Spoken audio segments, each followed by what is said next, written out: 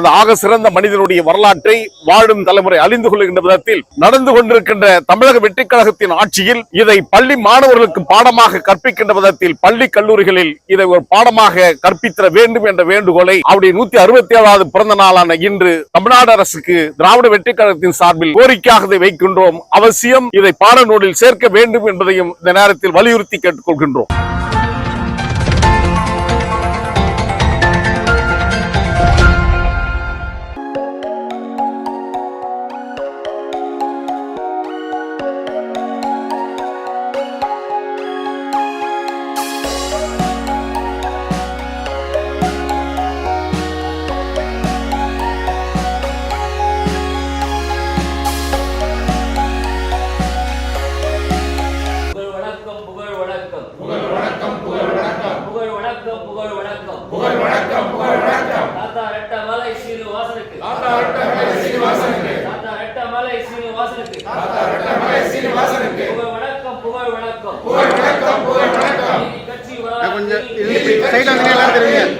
சைடுல வந்தீங்கன்னா எல்லாரும் தெரியுங்க.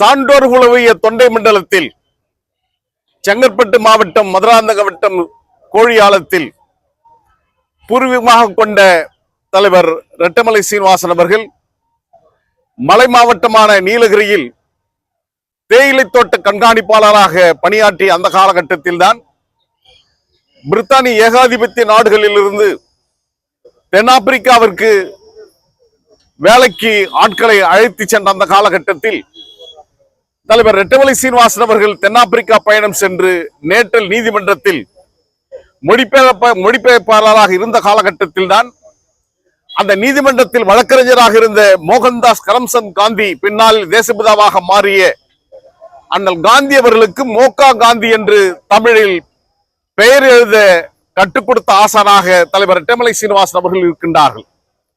ஏறக்குறைய 16 ஆண்டு கால தென்னாப்பிரிக்கா பயணம் முடிந்து தாயகம் திரும்பி நீதி கட்சியில் தன்னை இணைத்துக் கொண்டு 1923 துவங்கி 1936 வரையில் நீதி கட்சி அமைச்சரவையில் சட்ட மேலவை உறுப்பினராக பல்வேறு நியமன பொறுப்புகளில் ஏற்று அரிய பல சாதனைகளை திட்டங்களை வகுத்து தந்த பெருமை தலைவர் ரெட்டமலை சீனிவாசன் அவர்களுக்கு உண்டு. அந்த காலகட்டத்தில் ஏனைய மக்கள் பயன்படுத்துகின்ற பொது சாலை, பொது கிணறு, ஆலய நுழைவு போன்ற போராட்டங்களில் மற்றவர்களும் தாழ்த்தப்பட்ட மக்களும் பங்கேற்க வேண்டும் என்று சொல்லி 1924ஆம் ஆண்டு உரிமை கொண்டு வந்து தீர்மானத்தை நிறைவேற்றி 1925ஆம் ஆண்டு அதை நிறைவேற்றிய பெருமை ஐயா தலைவர் ரெட்டமலை சீனிவாசன் அவர்களுக்கு உண்டு. அதே போன்று ஒட்டி பிறந்தாலும் ஒதுக்கி வைக்கப்படுகின்ற இடதுகை போல் இட்டு வைக்கப்பட்டுகின்ற ஒடுக்கப்பட்ட விளிம்பினர் மக்கள் 74 ஜாதி குழுக்களாக பிரிந்திருந்ததை ஒட்டுமொத்தமாக இணைத்து ஆதி திராவிடர் என்ற ஒரு குடையின் கீழ் கொண்டு வந்து அரசாணை வெளியிட்ட பெருமை தாத்தா தலைவர் ரெட்டமலை சீனிவாசன் அவர்களுக்கு உண்டு.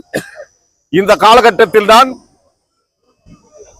பிரிட்டானிய நாடு இந்தியாவுக்கு சுதந்திரம் வழங்க வேண்டும் என்ற சூழல் ஏற்படுகின்ற போது வட்டமேசை மாநாட்டை லண்டனில் நடத்த போது முதல் மாநாட்டில் தலைவர் அம்பேத்கர் அவர்களுடன் தலைவர் ரெட்டமலை சீனிவாசன் உள்ளிட்ட தலைவர்கள் பங்கேற்றார்கள். முகமது அலி ஜின்னா அவர்கள் எல்லாம் பங்கேற்றார்கள். அந்த காலகட்டத்தில் காங்கிரஸ் பேர் இயக்கம் புறக்கணித்தது.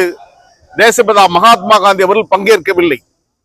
அப்பொழுதுதான் தன்னை ஒவ்வொரு தலைவராக அறிமுகப்படுத்திக்கிட்ட வந்தபோது தலைவர் ரெட்டமலை சீனிவாசன் அவர்கள் தன்னுடைய கோட் பாக்கெட்டில் நான் தீண்டத்தகாதவன் என்று பெயர் குறித்து வைத்திருந்தார்.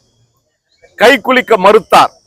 ஏன் என்று கேட்டபோது, உங்களுடைய ஆட்சி நடக்கின்ற இந்தியாவில் நாங்களெல்லாம் தீண்டத்தகாதவர்களாக இருக்கிறோம் என்று சொன்னபோது 5ஆம் ஜார்ஜ் மன்னர் கேட்டார், நீங்கள் கீழே விழுந்தா கூட உங்களை தூக்கி விட மாட்டார்களா என்று கேட்டபோது மாட்டார்கள் என்று சொன்னதற்கு பின்னால் தலைவர் ரெட்டமலை சீனிவாசன் அவர்களை அருகில் அழைத்து அவருடைய குறைகளை கேட்டறிந்து அதற்கு விடிவு கண்ட பெருமை, கிடைத்த சந்தர்ப்பத்தை சரியாக பயன்படுத்தினார். 2வது வட்டமேசை மாநாட்டில் காந்தி அவர்களும் சரோஜினி நாயுடு உள்ளிட்ட காங்கிரஸ் தலைவர்களெல்லாம் பங்கேற்றார்கள். அந்த மாநாட்டில் தான் தனி வாக்குரிமையும் இரட்டை வாக்குரிமையும் அதே போன்று தனி தொகுதி உரிமையும் பெற்றுத்தந்த பெருமை அவர்களுக்கு உண்டு. இதை ஏற்க மறுத்த மகாத்மா காந்தி அவர்கள் 19/9/1934 ஒரு மிகப்பெரிய உண்ணாநிலை அறப்போராட்டத்தை பூனாவில் பிர்லா மாளிகையில் தொடங்கிய போது பதட்டம் சூழ்ந்தது.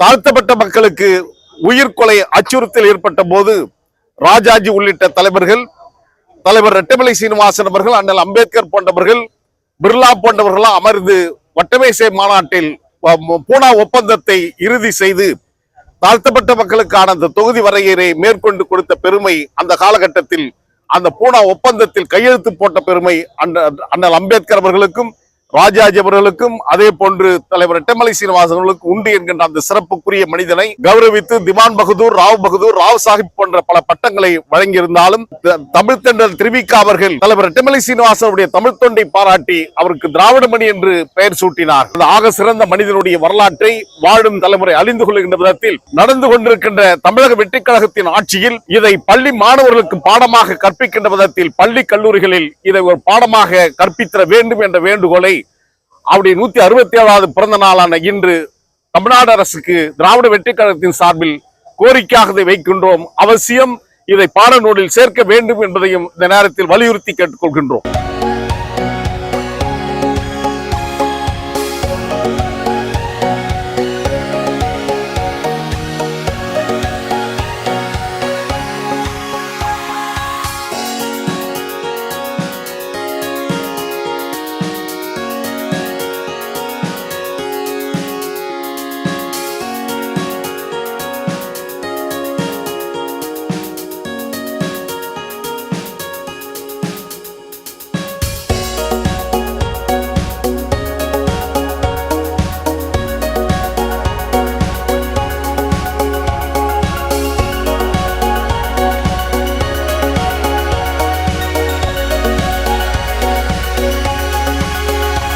இது போன்ற செய்திகளை தொடர்ந்து பெற நம்ம வேர்ல்ட் பிரின்ஸ் சேனலை மறக்காம சப்ஸ்கிரைப் அண்ட் ஃபாலோ செய்து கொள்ளுங்கள்.